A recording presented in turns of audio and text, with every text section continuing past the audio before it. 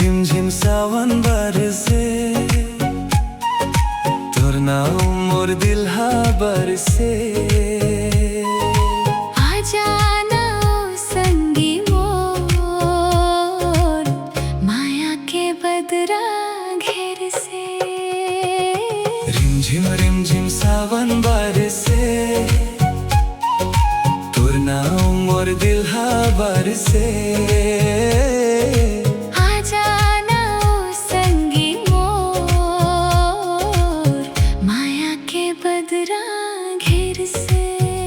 पहली बूंद जैसने छूले हूँ, धड़कन मोर मुस्काए। भिंजे चुनारी भिंजे सपना, तोर याद हा संग आए। आँखी ले आँखी बात होवत, मुस्कान चुप के हंसे। सावन के ये ठंडी हवा माँ दिल तोर नवरत से। आजा रे संगी झन तरसा, बदर घूमत गे दिल मोर बरसा। रिमझिम सावन बरसे, तोर नाम मोर दिल हा बरसे। हाथ माँ हाथ धर ले आज, माया के बदरा घेर से। रिमझिम सावन बरसे,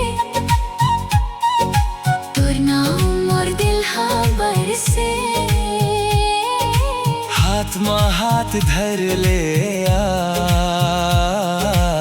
माया के बदरा घेर से।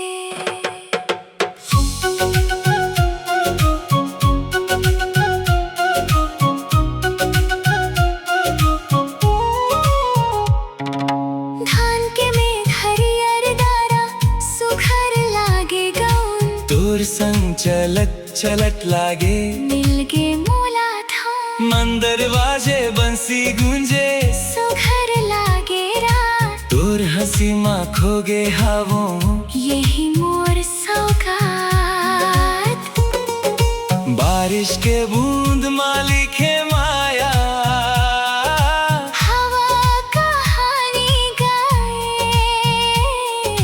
तोर संग जीवन के हर रास्ता, सुख के गीत सुनाए।